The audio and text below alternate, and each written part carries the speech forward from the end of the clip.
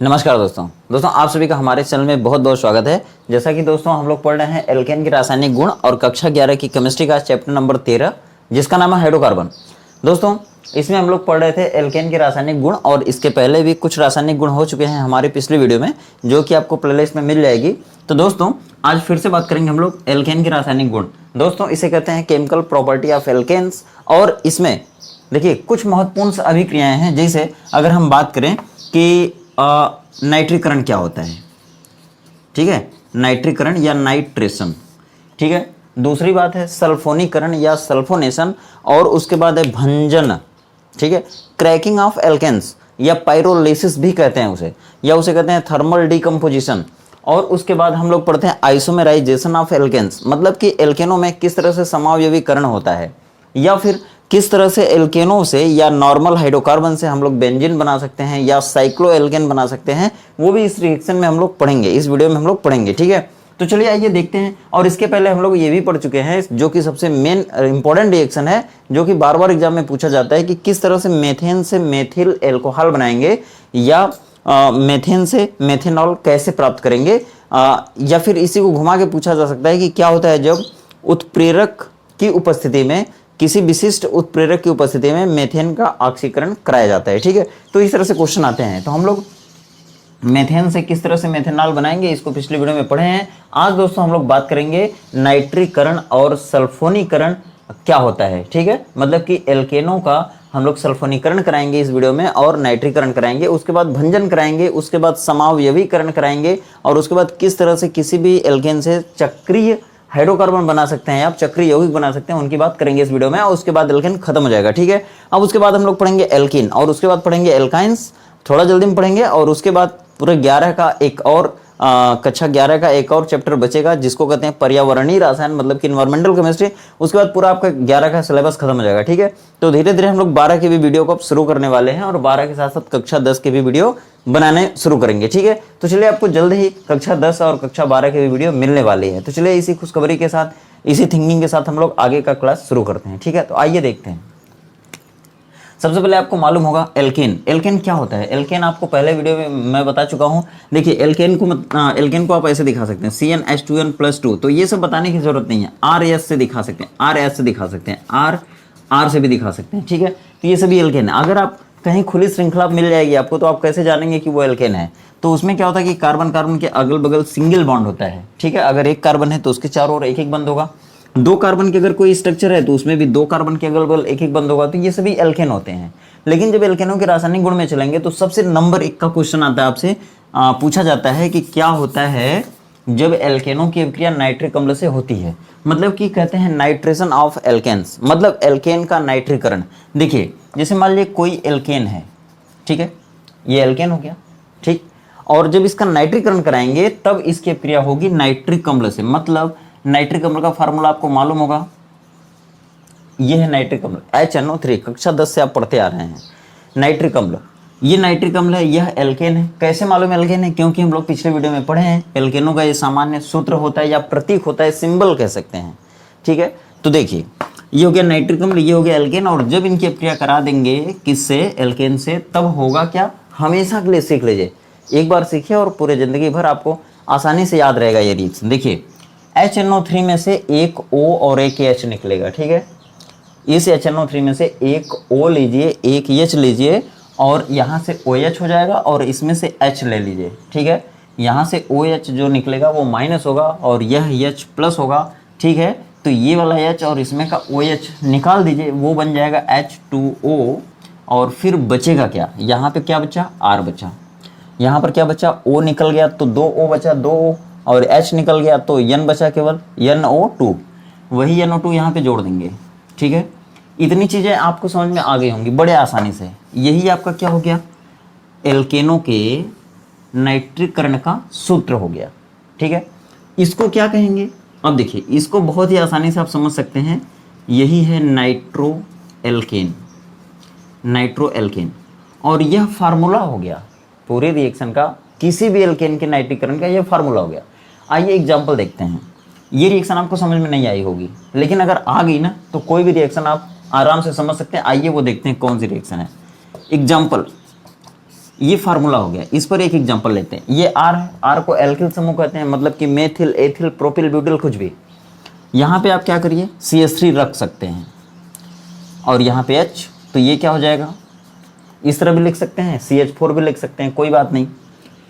इसके जगह और क्या रख सकते हैं, ये मेथिल हो गया, 1 कार्बन का है, 2 कार्बन वाला भी रख सकते हैं, 3 वाला भी रख सकते हैं, मतलब 2 कार्बन वाला रखेंगे तो हो जाएगा C2H5 और ये सिंगल बॉन्ड H। चाहे तो आप समेट के भी लिख सकते हैं, कोई दिक्कत नहीं है, लेकिन इस तरह आपको ज़्यादा समझ में आएगा। ठीक है, देखिए हम यहाँ पे क्या करने जा रहे हैं, मेथेन है, मेथेन की अभिक्रिया नाइट्रिक अम्ल से कराएंगे, और जब नाइट्रिक अम्ल से कराएंगे ना तो ऐसे ही लिख सकते हैं। अगर ऐसे नहीं समझ में आ रहा तो OH अलग करके भी लिख सकते हैं। मान लीजिए हमने बोला O और H को अलग लिख लीजिए, तो O और H अलग हो गया, अभी क्या बचेगा, OH अलग हो गया, तो यहाँ N बचा, N लिखिए, और यहाँ पे 2 बचा, ऐसे लिख सकते हैं, कोई दिक्कत नहीं। और यही OH क्या हो रहा था, माइनस, ये H क्या हो रहा था, प्लस। ये देखिए, ये प्लस वाला इस माइनस वाले से अभिक्रिया कर लेगा, मतलब यह H OH के पास जाएगा और ये बना देगा क्या, H2O, HHO मतलब H2O। ठीक है, अभी ये अगर प्लस हुआ तो ये बचा हुआ भाग क्या हो जाएगा, माइनस। ये अगर माइनस हो तो बचा वाला क्या भाग हो जाएगा, प्लस। अब ये माइनस इस प्लस के पास जाएगा, ठीक है, तो यहाँ पे CH3 है, ये NO2 क्या हो जाएगा, ये CH3NO2। अब देखिए इसका क्या नाम हो जाएगा, इसको कहते हैं नाइट्रो, और यहाँ 1 कार्बन है तो मेथेन, ये हो जाएगा नाइट्रो मेथेन। बताइए आसान है कि नहीं है, आसान है कि नहीं है, आ रहा है कि नहीं, समझ में आ रहा है, बोलिए, एकदम आसान है ना। चलिए आगे आइए देखते हैं, यह क्या, इस क्वेश्चन को किस तरह पूछा जा सकता है, पूछा जा सकता है कि क्या होता है जब मेथेन का नाइट्रीकरण कराया जाता है, या क्या होता है जब मेथेन की अभिक्रिया नाइट्रिक अम्ल से कराई जाती है, तो आप बोलेंगे कि नाइट्रोमेथेन बनता है। अगर पूछा जाए कि क्या होता है जब एथेन की अभिक्रिया नाइट्रिक अम्ल से कराई जाती है, तो आइए देखिए, ये एथेन हो गया, यहाँ पर फिर से OHNO2 लिख लीजिए, ठीक है, और देखिए आपको आराम से आ जाएगा ये रिएक्शन, ये माइनस हो जाएगा, ये प्लस हो जाएगा, ये वाला प्लस, ये वाला प्लस इस माइनस पास चला जाएगा, ठीक है, और ये बाकी का इसके साथ चला जाएगा। क्यों, क्योंकि अगर ये प्लस हो गया तो ये माइनस हो जाएगा, और अगर ये माइनस हो गया तो ये प्लस हो जाएगा, ठीक है, ये माइनस प्लस एक साथ जाएंगे तो ये हो जाएगा H2O, ठीक है, और ये जब इनके साथ जाएगा तो यहाँ C2H5 है, ये NO2 है, क्या हो जाएगा, ये C2H5NO2, ये हो गया नाइट्रो, ये हो गया एथेन, तो क्या बोलेंगे, नाइट्रो एथेन। बहुत आसान है। और देखिए ये दोनों एग्जाम्पल हो गए किसके, इसके, ठीक है, R के जगह बदलते चले जाएंगे, ये नाइट्रिक अम्ल वही रहेगा, यहाँ पर R की वैल्यू बदलती चली जाएगी, ठीक है, और उसी तरह से इसका नाम हो जाएगा। कितना आसान है। आइए दूसरी रिएक्शन देखते हैं, उस रिएक्शन का नाम होगा सल्फोनीकरण, या पूछा जाएगा आपसे क्वेश्चन कि क्या होता है जब मेथेन की अभिक्रिया सल्फ्यूरिक अम्ल से कराई जाती है, ठीक है, तो क्या होता है, वही होता है, मतलब कि एल्केन सल्फोनिक अम्ल बनता है। तो हेडिंग चेंज होगी और रिएक्शन भी चेंज हो जाएगी। तो आइए देखते हैं रिएक्शन कैसे चेंज होगी।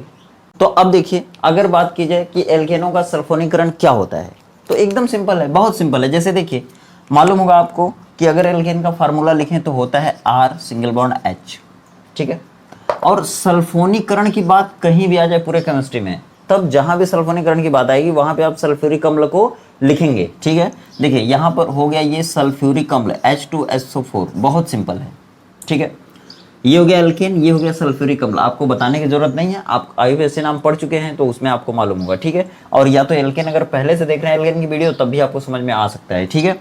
देखिए ये हो गया एल्केन, ये हो गया सल्फ्यूरिक अम्ल, इसी को कहते हैं एल्केन का सल्फोनीकरण, ठीक है।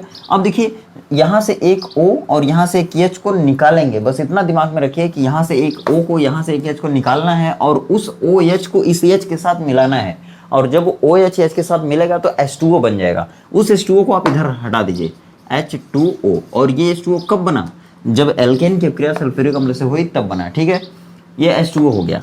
चलिए यहाँ से कौन हटा था, यहाँ से देखिए H हटा, H क्या रहा होगा, प्लस रहा होगा, H पे हमेशा प्लस आता है, ठीक है, बहुत रेयर केस में H पर माइनस आता है, ठीक है, ये अगर प्लस है तो ये माइनस हो जाएगा, ठीक है, याद रखिएगा। और ये R क्या है, ये कार्बन का स्पीसीज है, यह कार्बन का बना हुआ परमाणु या परमाणु समूह है, जिसको हम लोग कहते थे पिछली वीडियो में कार्बेनायन, ठीक है। अब देखिए इसमें से O और इसमें से H को निकालेंगे, कैसे निकालेंगे जरा सा समझाने की कोशिश करता हूँ मैं। एक O एक H निकाल दीजिए, ठीक है, OH हो गया। अब जब OH हो जाएगा तो फिर क्या बचेगा, यहाँ से H मान लीजिए यहाँ आ गया तो एक H यहाँ पे बचा है, ठीक है। अब एक H इधर हो गया, एक एच इधर, दोनों एच खत्म हो गए। अब कौन बचा? एस बचा। ओ 4 था, एक इधर आ गया, तो कितना बचा? 3। ठीक है, मतलब इसको हम इस तरह लिख सकते हैं। और ओ एच पे कक्षा 10 में आप पढ़े थे ओ एच माइनस होता है, मतलब यहाँ पे ओ एच पे माइनस आ जाएगा, जो बचेगा वो क्या आ जाएगा? प्लस आ जाएगा। कुछ समझने की जरूरत नहीं, अगर एक हिस्सा माइनस हुआ तो जो बचेगा वो प्लस होगा। ठीक है, बहुत अच्छे से समझाने की कोशिश कर रहा हूँ, और सिर्फ एक बार आपको समझना है, ध्यान से समझिए, और हमेशा हमेशा की रिएक्शन आपकी आसान हो जाएगी। ठीक है, ये वाला H इस OH माइनस के साथ जाएगा, क्योंकि दुनिया के सारे प्लस वाले माइनस को खोजते हैं, उनके पास जाते हैं। ठीक है, H OH आपस में क्रिया करके H2O बना लिया, चलिए बना लिया। अभी ये वाला माइनस इस प्लस के पास जाएगा, क्या हो जाएगा भाई? RHSO3। ठीक है, इतना हो गया, बिंदास हो गया। इसको क्या कहेंगे? ये देखिए एल्केन, ये हो गया सल्फोनिक अम्ल, मतलब कुल मिला के क्या कहेंगे? एल्केन सल्फोनिक अम्ल। इतना सिंपल नाम है, एल्केन सल्फोनिक अम्ल। इसका मतलब क्या हो गया? थोड़ा सा एग्जांपल देखेंगे तब समझ में आएगा। ये क्या हो गया आपका? ये आपका फार्मूला हो गया। आप इसको घेर सकते हैं, ऐसे घेर के बक्सा बंद करके रख सकते हैं, जो कि हमेशा आपको बुद्धि के रूप में काम करेगा। ठीक है, आगे देखिए एग्जाम्पल नंबर फर्स्ट, जिसमें हम लोग मेथेन से क्रिया कराएंगे। ठीक है, चलिए मेथेन को छोड़ दीजिए, कोई और ले लीजिए, क्योंकि मेथेन एथेन ऊपर हो गया। प्रोपेन ले लीजिए, CH3 CH2 CH3, क्योंकि आप जानते हैं एथेन मेथेन प्रोपेन या कोई भी हो। ठीक है, तो यहाँ पर आप 3 कार्बन का देख रहे हैं, हाइड्रोकार्बन, और इसमें एक एक बंद है, तो 3 कार्बन को प्रोप कहते हैं, एक एक बंद है तो अंत में एन लगाएंगे, हो जाएगा प्रोपेन। अगर आपको और आसान चाहते हैं, आप इस फॉर्मेट में लिखना चाहते हैं, तो यहाँ पे 2 लगा के यहाँ पर 1 हाइड्रोजन कर सकते हैं, तब भी वही बात है, कोई दिक्कत नहीं है। ठीक है, अब क्रिया ये हो गया प्रोपेन, चलिए लिख देते हैं प्रोपेन, और इनकी क्रिया कराएंगे आप सल्फ्यूरिक अम्ल से। क्यों? क्योंकि आपको सल्फोनीकरण कराना है, और जब आप सल्फ्यूरिक अम्ल से कराएंगे ना, तो इसको इस तरह लिखिए, मजा आएगा। देखिए HO और HSO3, ये वाला हिस्सा क्या हो जाएगा आपका? माइनस, ये वाला हिस्सा क्या हो जाएगा? प्लस। ये पूरा यहाँ से यहाँ तक नहीं समझ में आ रहा ना आपको, तो H केवल आप देखिए, H पर क्या आ जाएगा? प्लस, बाकी जो बच गए वो क्या हो जाएंगे? माइनस। इतना तो आपको आ रहा होगा ना, केवल H प्लस। अब ये वाला H इनके साथ चला गया। ठीक है, अब ये H H2O क्या हो जाएगा? ये H और OH क्या हो जाएगा? H2O plus. अब देखिए यहाँ का ये पूरा हिस्सा इनके साथ जाके ऐड हो जाएगा। 1 2 3 कार्बन, ऐसे भी लिख सकते हैं, 3 कार्बन, 3 हाइड्रोजन, 2 हाइड्रोजन, 2 हाइड्रोजन, मतलब 7 हाइड्रोजन हो गए, C3H7, और ये क्या हो जाएगा? HSO3। आप देखिए, इनको ध्यान से देखने की कोशिश करिए, आपको अच्छे समझ में आ जाएगा। ये हो गया प्रोपेन, ये हो गया सल्फोनिक अम्ल, मतलब नाम पूरा क्या हो जाएगा? प्रोपेन सल्फोनिक अम्ल। क्यों ऐसा नाम होगा? क्योंकि जो सल्फोनिक अम्ल जुड़ा है वो किससे जुड़ा है? प्रोपेन से, इसलिए नाम पूरा हो जाएगा प्रोपेन सल्फोनिक अम्ल। बताइए आसान है कि नहीं है? बहुत आसान है, लेकिन आप एक बार कोशिश तो करिए। हमारी दोस्तों जितने भी वीडियो आपको प्लेलिस्ट में मिलेंगे ना, वो सारी की सारी आसान और बहुत ही इंपॉर्टेंट चीज़ों को उसमें गेस कराया गया है, अच्छी चीज़ों को समझाया गया अच्छी तरीके से। ठीक है, तो सारी चीज़ों को ध्यान से पढ़िए, ध्यान समझिए, आपके आने वाली केमिस्ट्री की सारी रिएक्शन बहुत ही आसान हो जाएंगी। आइए आगे देखते हैं। इस तरह से आप कर लेंगे, मुझे आशा है, पूरी उम्मीद है, पूरा विश्वास है। देखिए अगर मान लीजिए एथेन की बात करें तो C2H5 H लिख दीजिए, कोई दिक्कत नहीं, HO और HSO3 कर दीजिए, कोई दिक्कत नहीं है। ये माइनस ये प्लस होगा, ये दोनों अपने में रिएक्शन कर लेंगे, ये इनके साथ रिएक्शन कर लेगा, क्या हो जाएगा? C2H5 HSO3। ये क्या हो गया? एथेन, ये हो गया सल्फोनिक अम्ल, नाम पूरा क्या हो जाएगा? एथेन सल्फोनिक अम्ल। ठीक है, बहुत ही आसान है रिएक्शन। आइए आगे बढ़ते हैं और अगली रिएक्शन देखेंगे हम लोग, पाइरोलिसिस क्या होता है। What do you mean by pyrolysis? Pyrolysis मतलब इसे कहते हैं भंजन, भंजन कहते हैं। ठीक है, देखिए अगर यहाँ पे दिख नहीं रहा होगा तो समझ लीजिएगा थोड़ा सा, क्योंकि बहुत ही आसान है, आसान तरीके से आपको बताने की कोशिश किया हूँ। ठीक है, पूछा जाता है भंजन क्या होता है। देखिए हिंदी मीडियम वालों से पूछा जाएगा भंजन, और इसी को इंग्लिश मीडियम वालों से पूछा जाएगा what do you mean by cracking of alkanes. Cracking या इसी को कहते हैं पाइरोलिसिस, पाइरोलिसिस बोलते हैं, या इसी को कहते हैं what do you mean by thermal decomposition, thermal decomposition of alkane, alkane या हेक्सेन। ठीक है, क्योंकि दोस्तों होता क्या है ना, देखिए जितनी भी एल्केन होती हैं, अगर आप उच्च सदस्य वाले अगर हाइड्रोकार्बन को लेंगे ना, तो वो पेट्रोलियम का मिश्रण होती है, या फिर अगर आपसे कहा जाए कि हाइड्रोकार्बन आपको एल्केन एल्किन एल्काइन आपको कहाँ से मिलते हैं, आप कहेंगे पेट्रोलियम से मिलते हैं। और पेट्रोलियम क्या होता है, सबसे नंबर 1 का क्वेश्चन पूछा जाता है कि पेट्रोलियम क्या होता है, जैसा कि पॉलिटेक्निक में एक बार पूछा गया था पेट्रोलियम क्या होता है, तो आप कहेंगे हाइड्रोकार्बन का मिश्रण होता है, जिसमें मतलब कि जिसमें एल्केन एल्किन एल्काइन प्रचुर मात्रा में पाए जाते हैं। अब अगर आप किसी पेट्रोलियम वाले मिश्रण को अगर आप गर्म करते हैं तो उसके अलग अलग भाग में अवयव बढ़ जाते हैं, ठीक है। तो यही क्या होता है, यही क्या होता है, भंजन होता है। मतलब आप हेक्सेन को ले लीजिए या ऑक्टेन को ले लीजिए, मतलब 8 9 10 कार्बन वाले एल्केन को ले लीजिए और उसको उच्च ताप पर गर्म कर दीजिए। जब उच्च ताप पर गर्म करेंगे तो ये क्या होता है, छोटे छोटे अवयवों में बढ़ जाता है, ठीक है। इसी को कहते हैं एल्केनों का भंजन, cracking of alkanes, pyrolysis of alkanes, ठीक है, या उसी को कहते हैं थर्मल डिकम्पोजिशन ऑफ एल्केन्स। जैसा कि देखिए मैं आपको दिखाने जा रहा हूँ एग्जाम्पल से आपको अच्छे समझ में आ जाएगा। तो आइए देखते हैं कैसा लगा। वीडियो के अंत में जरूर बताया करिए, कमेंट करके जरूर बताया करिए, क्योंकि हम भी आपके आस विश्वास भरोसे पर वीडियो बनाते जा रहे हैं, ठीक है। तो देखिए, अगर चैनल पर पहली बार होइएगा तो चैनल को सब्सक्राइब जरूर करिएगा, और हमारी अगर पिछली वीडियो नहीं देखे हैं तो प्लेलिस्ट में जाकर पिछली वीडियो को जरूर देखिएगा, ठीक है। तो आइए देखते हैं एग्जाम्पल किसका, पायरोलिसिस ऑफ एल्केन का। जैसे देखिए हेडिंग क्या बनेगी, भंजन, भजन मत कह दीजिएगा, ठीक है, लेकिन भजन की तरह ही आपको इसको सुबह शाम अध्ययन करके सीखना है, ठीक है, ठीक है। देखिए भंजन, या फिर इसी को कहते हैं क्रैकिंग, क्रैकिंग, ठीक है, या इसी को कहते हैं पायरोलिसिस, ठीक है, या इसी को कहते हैं थर्मल डिकम्पोजिशन, जैसा कि आप जानते हैं, ठीक है। देखिए अगर मान लीजिए C6H12, ठीक है, ये क्या है आप समझ रहे हैं इसको, ये है एक हेक्सेन, नॉर्मल हेक्सेन कह सकते हैं, ठीक है। अगर हम इसको 773 केल्विन टेम्परेचर पर गर्म कर दें तब देखिए आपके निम्नलिखित अवक्षेप आपको मिल सकते हैं, ठीक है। जैसे ये हेक्सेन है, यह एक 6 कार्बन परमाणु की नॉर्मल एल्केन है, ठीक है। इसको अगर हम उच्च ताप पर गर्म करते हैं तो इसके अलग अलग अवयव मिल सकते हैं, ठीक है। मतलब यही हेक्सेन 2 या 2 से अधिक अवयव में बढ़ जाएगा, इसी को कहते हैं क्रैक होना, मतलब अलग अलग भागों में बढ़ जाना। कब, जब गर्म किया जाए तब। तो देखिए यहाँ पे क्या क्या मिल सकता है, इस 6 कार्बन का है तो क्या क्या मिल सकता है, देखिए 6 कार्बन का 6 दुना के 12, सॉरी ये है यहाँ पे 14 हाइड्रोजन रहेगा, ठीक है, तब ये हेक्सेन होगा, ठीक है। यहाँ पे गलती हो गई थी, क्योंकि एल्केन का फार्मूला क्या होता है, CnH2n+2, ठीक है। ये हेक्सेन, और हेक्सेन को जब हम गर्म किए 773 केल्विन टेम्परेचर पर, तब ये अलग अलग या 2 या 2 से अधिक भागों में बढ़ जाता है, इसी को कहते हैं क्रैकिंग।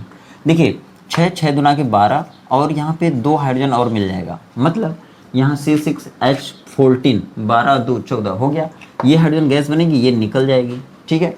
या तो इस हेक्सेन के भंजन से ये मिल सकता है, या तो फिर ये भी मिल सकता है। जैसे देखिए C 4 कार्बन वाला और 2 कार्बन वाला, ठीक है, 2 कार्बन वाला। अब देखिए इसको बैलेंस कैसे करेंगे, अगर ये 4 है तो 4 दुना के 8 हाइड्रोजन कर दीजिए, 8 हाइड्रोजन, ठीक है, और यहाँ पे कुल 14 है तो C2H यहाँ पे 6 कर दीजिए। देखिए ये हो गया एथेन मतलब कि एल्केन, और ये हो गया ब्यूटीन मतलब कि एल्केन। तो या तो आपको इस एल्केन के भंजन से या तो आपको एल्केन और हाइड्रोजन गैस मिल सकती है, या तो आपको एल्केन और एल्केन मिल सकती है, या तो आपको एल्केन एल्किन और एल्काइन तीनों मिल सकते हैं। जैसे कि देखिए CH4 मिल जाए आपको, एल्केन हो गया, C2H6 मिल जाए आपको, एथेन हो गया, ठीक है, नहीं जाने दीजिए, इनको क्या कर दीजिए, एल्किन कर दीजिए, ठीक है, C2H4 कर दीजिए एल्किन। और आपको कितना कार्बन बच गया, 2 कार्बन 3 कार्बन हो गया ना, 3 कार्बन और ले लीजिए, और हाइड्रोजन आपको कितना बच रहा है, 4 4 8 बच गया, ठीक है, सॉरी 4 4 8 हो गया, 6 बच गया, तो 6 यहाँ पे हो जाएगा, ठीक है। तो इस तरह से आपको एल्केन एल्किन का मिश्रण भी मिल सकता है भंजन के बाद, ठीक है। चलिए आइए, तो इस तरह से ये भंजन का एग्जाम्पल हो गया। आगे आइए देखते हैं और कोई रिएक्शन क्या, ये तीसरी रिएक्शन हो गई आज की, और इसके बाद अब चौथी रिएक्शन आएगी। चौथी रिएक्शन को हम लोग क्या कह सकते हैं, देखिए चौथी रिएक्शन को हम लोग कह सकते हैं समावयवीकरण, समावयवीकरण। कभी कभी आपसे पूछा जाता है कि आप नॉर्मल हेक्सेन से साइक्लोहेक्सेन कैसे प्राप्त करेंगे, ठीक है, या कभी कभी आपसे पूछा जा सकता है कि आप नॉर्मल ब्यूटेन से आइसोब्यूटेन कैसे प्राप्त करेंगे, ठीक है, या आइसोप्रोपेन कैसे प्राप्त करेंगे। तो आइए देखते हैं इसके लिए, इनको इंग्लिश में क्या कहते हैं, इनको कहते हैं आइसोमेराइजेशन, आइसोमेराइजेशन, ठीक है। अब आइसोमेराइजेशन का मतलब होता है समावयवीकरण, और इसमें समावयवी में क्या होता है, समावयवीकरण में क्या होता है, जैसा कि हम लोग समावयवता जब चैप्टर पढ़े थे तो उसमें हम आपको बताए थे कि फार्मूला सेम होता है, दो या दो से अधिक रासायनिक यौगिकों का अणुसूत्र समान होता है लेकिन उनकी संरचनाएं अलग अलग होती हैं। जब संरचनाएं अलग अलग होंगी तब वो एक दूसरे के समावयवी कहलाएंगे, और ऐसा होना समावयवता कहलाती है, जिसको आइसोमेरिज्म कहते हैं। तो कुछ उस तरह की घटना यहाँ पर रिएक्शंस में होती है, उनको देख रहे हैं हम लोग, ठीक है। जैसे देखिए, अगर आपको मिल जाए CH3 CH2 CH2 CH3, ये क्या है? यह है नॉर्मल ब्यूटेन। 1 2 3 4 कार्बन है तो ब्यूट हो गया, और एक एक बंद है तो लास्ट में एन लगाते हैं। आईपीएसी नाम पढ़ते समय हम लोग पढ़े थे नियम, ठीक है। नॉर्मल ब्यूटेन हो गया, और इसको अगर हम गर्म करते हैं, ऐसे ही ले लीजिए 773 केल्विन टेम्परेचर पर, तब होता क्या है कि यही जो चेन है नॉर्मल, वो आइसो में कन्वर्ट हो जाती है। जैसा कि CH3 CH3 और यहाँ पर भी CH3, ठीक है। अब आप यहाँ पे देख रहे होंगे कि यहाँ पर ये जो समूह है यह कार्बन परमाणु की चेन से जुड़ गया है, इसलिए यह आइसो यौगिक हो जाता है, आइसो हाइड्रोकार्बन कहते हैं। तब हम इसको कह सकते हैं आइसो ब्यूटेन।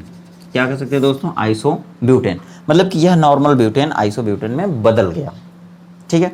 या कभी कभी ऐसा भी हो सकता है, जैसे देख लीजिए, कभी कभी यही, या मान लीजिए पेंटेन आपके पास CH3 C, चलिए ऐसे बनाते हैं। देखिए आपको बता दे रहा हूँ, 1 2 3 4 5, ठीक है। यहाँ पर देखिए कार्बन 2 बंद बनाया, 2 बाकी है तो यहाँ पे 2 हाइड्रोजन जोड़ेंगे। यहाँ पर कार्बन की 2 संयोजकता है तो 2 हाइड्रोजन जोड़ेंगे ताकि 2 और पूरी हो जाए, 4 पूरी हो जाए, ठीक है। ये हो गया, और इसको अगर गर्म कर देंगे उच्च ताप पर, ठीक है, तो ये क्या हो जाता है? देखिए CH3 C CH3 CH3 और CH3, देखिए दिख नहीं रहा होगा तो समझ जाइएगा, मतलब कि नियो हाइड्रोकार्बन में कन्वर्ट हो जाएगा। यहाँ पर ये नॉर्मल चेन है और यहाँ पे ये क्या हो गई? नियो पेंटेन, ठीक है। तो जब एक नॉर्मल चेन किसी आइसो या नियो चेन में कन्वर्ट हो जाए किसी रिएक्शन में, तब उस रिएक्शन को हम कह सकते हैं आइसोमराइजेशन रिएक्शन या ओनली आइसोमराइजेशन, ठीक है, मतलब कि समावयवीकरण अभिक्रिया कह सकते हैं, ठीक है। आइए आगे देखते हैं अगली रिएक्शन क्या होगी। अगली रिएक्शन है एरोमेटाइजेशन, मतलब कि चक्रीकरण कह सकते हैं। मतलब कि कोई ऐसी अभिक्रिया भी है क्या जिसमें खुली श्रृंखला वाले हाइड्रोकार्बन से या एल्केन से या एल्कीन से कोई चक्रीय कार्बन या एरोमेटिक हाइड्रोकार्बन मिल सकता है? तो आइए वही रिएक्शन है, उसको हम लोग देखेंगे, ठीक है। देखिए इस रिएक्शन का क्या नाम है, एक बार फिर से बता दूं, एरोमेटाइजेशन या एरोमेटिकरण, ठीक है। ऐसा नाम क्यों पड़ा है? क्योंकि ऐसे रिएक्शंस में एक खुले श्रृंखला वाले यौगिक किसी एरोमेटिक यौगिक में कन्वर्ट होंगे, ठीक है, या इसी को कहते हैं हम चक्रीकरण। अब देखिए जैसे कि इसमें थोड़ा सा इम्पॉर्टेंट हो जाता है क्या? उत्प्रेरक। इस रिएक्शन में एक उत्प्रेरक आता है जो कि इम्पॉर्टेंट हो जाता है। जैसे देखिए अगर बेंजीन में कितने कार्बन होते हैं आप समझ सकते हैं, 6 कार्बन होता है ना। ठीक उसी तरह से 6 कार्बन का हम लोग एक नॉर्मल हाइड्रोकार्बन लेंगे, उसी फॉर्मेट में लेंगे उसी तरह से, ताकि ज़्यादा मेहनत ना करना हो। जैसे देखिए कि हमारा होता है CH2, यहाँ से ले लेते हैं, चलिए इस तरह से ले लेते हैं, ठीक है, आसान रहेगा, ठीक है। इस तरह से देखिए, ये बहुत ही आसान तरीके से बताने की कोशिश कर रहा हूँ मैं, ठीक है। ये इतना आपको मालूम है, बेंजीन चूंकि इसी तरह का होता है, हम लोग पिछले वीडियो में पढ़े थे, ठीक है। अब देखिए यहाँ पर कितना हाइड्रोजन? 3 हाइड्रोजन। क्यों? क्योंकि एक कार्बन की संयोजकता हमेशा 4 होती है, ठीक है। कार्बन मौके पर जितनी संयोजकता बनाया होता है उतनी कोई दिक्कत नहीं, जितनी बाकी रहती है उतना हाइड्रोजन हम लोग जोड़ते हैं। यहाँ पर एक इधर संयोजकता 2 बाकी है तो 2 हाइड्रोजन यहाँ पर चिपका सकते हैं, यहाँ भी 2 हाइड्रोजन चिपका सकते हैं क्योंकि 2 बाकी है, यहाँ भी 2 हाइड्रोजन, यहाँ भी 2 हाइड्रोजन, और यहाँ पर 3 हाइड्रोजन आपको चिपकाना पड़ेगा। तो क्या होता है दोस्तों कि इस 6 कार्बन का आप हाइड्रोकार्बन ले लीजिए, ठीक है, और इनको क्या करिए कि गर्म कर दीजिए। उत्प्रेरक थोड़ा विशिष्ट होंगे, ठीक है, क्योंकि जब हम लोग उत्प्रेरक का पढ़ते हैं लेसन ना, तो उसमें उत्प्रेरक की विशेषता होती है, उत्प्रेरकों की क्रिया विशिष्ट होती है। मतलब इसलिए विशिष्ट होती है कि हर रिएक्शन पर हर उत्प्रेरक काम नहीं कर सकता। तो इसमें कुछ विशिष्ट उत्प्रेरक हैं, उनको देख लीजिए। जैसे देखिए Cr2O3 या Mn2O3, ठीक है, या V2O5, ये 3 उत्प्रेरक यहाँ पर काम कर सकते हैं। और 773 केल्विन टेम्परेचर पर हम इसको गर्म करेंगे उत्प्रेरक की उपस्थिति में, और 10 से 20 ATM की बात है, ठीक है, वायुमंडलीय दाब पर। जब इस रिएक्शन को हम लोग कराएंगे, ठीक है, तब क्या होगा कि एक हाइड्रोजन यहाँ से, एक हाइड्रोजन यहाँ से, ठीक है, निकल जाएंगे, और यहाँ पे 2 हाइड्रोजन बच जाएगा, यहाँ भी एक हाइड्रोजन इधर जाएगा तो 2 हाइड्रोजन बच जाएगा, और तब यहाँ से ये दोनों हाइड्रोजन क्या करते हैं? निकल जाते हैं। इस रिएक्शन में हाइड्रोजन निकलते हैं, इसलिए हम इस रिएक्शन को विहाइड्रोजनीकरण भी कह सकते हैं, ठीक है, ध्यान दीजिएगा। जब यहाँ से दोनों हाइड्रोजन निकलते हैं तो दोनों की एक एक वैलेंसी खाली हो जाती है, और इस कार्बन की दोनों की वो जो वैलेंसी खाली होती है उससे एक नए बंध बन जाते हैं इस तरह से। तब यहाँ से एक एक हाइड्रोजन कम और यहाँ पर एक चक्रीय स्ट्रक्चर बन जाती है। इसी रिएक्शन को हम लोग क्या कहते हैं, एरोमेटाइजेशन या चक्रीकरण। देखिए अभी यहाँ पर कितने हाइड्रोजन हो गए, 2 हाइड्रोजन। यहाँ पर कितने थे, 2 हाइड्रोजन, CH2। यहाँ पर कितना था, CH2। इधर भी देखिए, इधर भी देखिए, इधर भी देखिए, यहाँ पर कितने हो गए, CH2। यहाँ पर कितने हो गए, CH2। यहाँ पर कितने हो गए, CH2। और अब यहाँ से एक हाइड्रोजन निकला था इसलिए यहाँ पे एक बंध बन गया। ठीक है, अब इसको हम लोग क्या कर सकते हैं, ये चूंकि साइक्लिक स्ट्रक्चर हो गई, बंध श्रृंखला हो गई, इसलिए हम लोग इसे कहते हैं साइक्लो, आगे लगाते हैं, क्योंकि हम लोग IUPAC सिस्टम में पढ़े हैं। ऐसा रूल होता है कि जब कोई बंध श्रृंखला होती है तो उसका पूर्व लगना साइक्लो लगाते हैं। ठीक है, और कितने कार्बन है, 1 2 3 4 5 6 कार्बन है तो हेक्स होता है, और सभी और एक एक बंध हैं तो एन लगेगा, ये हो जाएगा साइक्लोहेक्सेन। ठीक है, क्या हुआ है इसमें, एक खुली श्रृंखला वाले यौगिक से एक एरोमेटिक यौगिक बना है। ठीक है, तो इसलिए हम लोग क्या कहेंगे, इसे एरोमेटाइजेशन। ठीक है, क्योंकि दोस्तों यहाँ पर देखिए एरोमेटिक यौगिक इसको कह सकते हैं, लेकिन ये एलिसाइक्लिक है।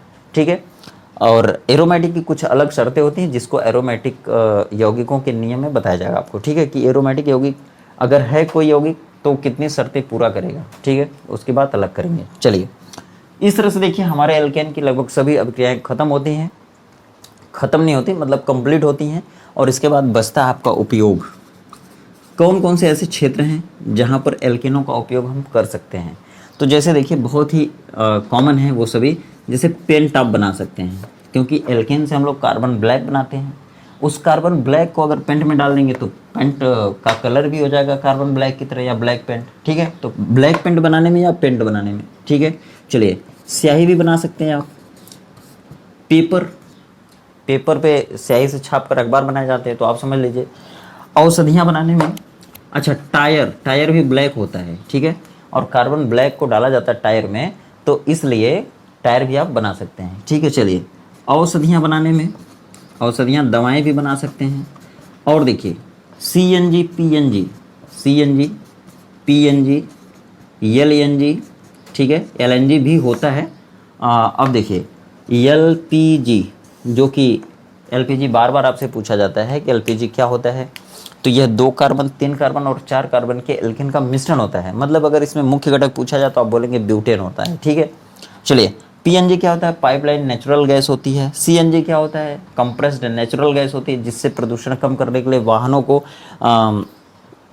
चलाया जाता है बड़े बड़े शहरों में, पोल्यूशन को कम करने के लिए।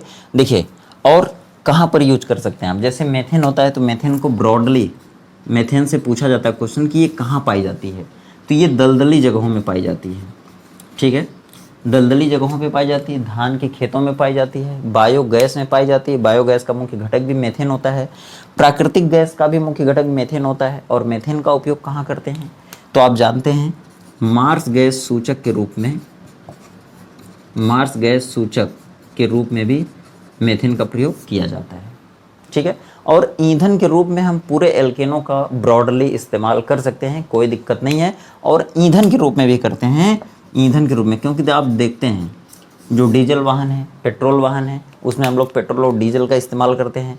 अगर अदर साइड में हम लोग देख लें ग्रामीण क्षेत्रों में तो केरोसिन का भी इस्तेमाल करते हैं, मशीन के तेल के रूप में भी काम करते हैं। ठीक है, उसका प्रयोग करते हैं। तो इस तरह से ब्रॉडली इसका बहुत यूजेज है। ठीक है, जो कि आप डेली लाइफ में फॉलो करते हैं। तो चलिए मिलते हैं दोस्तों इसी तरह के कॉन्सेप्ट के साथ अगले वीडियो में, अगले कॉन्सेप्ट के साथ। तब तक आप मगन रहिए। और हाँ, बात करें कि अगले वीडियो में हम लोग क्या पढ़ने वाले हैं, तो एल्कीन पढ़ने वाले हैं, एल्कीन और एल्काइन पढ़ने वाले हैं। और उसके बाद हम लोग पढ़ेंगे थोड़ा बेंजीन, और बेंजीन के बाद पढ़ेंगे हम लोग इन्वायरमेंटल केमिस्ट्री। ठीक है, तो उसी के साथ आपका पूरा केमिस्ट्री खत्म हो जाएगा कक्षा 11 की। लेकिन आप कक्षा 11 वालों का एग्ज़ाम भी हो गया होगा, तो आप लोग 12वीं में भी जाने वाले हैं। तो अगर कुछ चैप्टर छूट गए, समय से नहीं पूरे हो पाए, तो क्षमा चाहूँगा उसके लिए। लेकिन वादा करता हूँ कि कक्षा 12 में आप लोग जब जा रहे हैं तो उसका जब सिलेबस हम लोग समय से शुरू करेंगे तो समय से पूरा भी होगा। ठीक है, और उसमें अच्छे से हम लोग रिवीजन भी कर सकते हैं। तो चलिए हम लोग अब कक्षा 12 के भी वीडियो को शुरू करेंगे। इसी के साथ ये चलता रहेगा धीरे धीरे। तो मिलेंगे कक्षा 12 वाले भी वीडियो के साथ में, स्टार्टिंग के साथ। ठीक है, तो चलिए बने रहिए चैनल पर। चैनल पर पहली बार हैं तो एक बार फिर से बोलूँगा, चैनल को सब्सक्राइब करिएगा, बेल आइकन भी जरूर दबाइएगा ताकि अगली नोटिफिकेशन आपको तुरंत का तुरंत मिल जाए। वीडियो अच्छी लगे तो वीडियो को लाइक करिएगा, चैनल पर पहली बार हैं तो सब्सक्राइब करिएगा। मिलते हैं फिर अगली वीडियो में, तब तक आप खुश रहिए, व्यस्त रहिए, आपका दिन शुभ हो।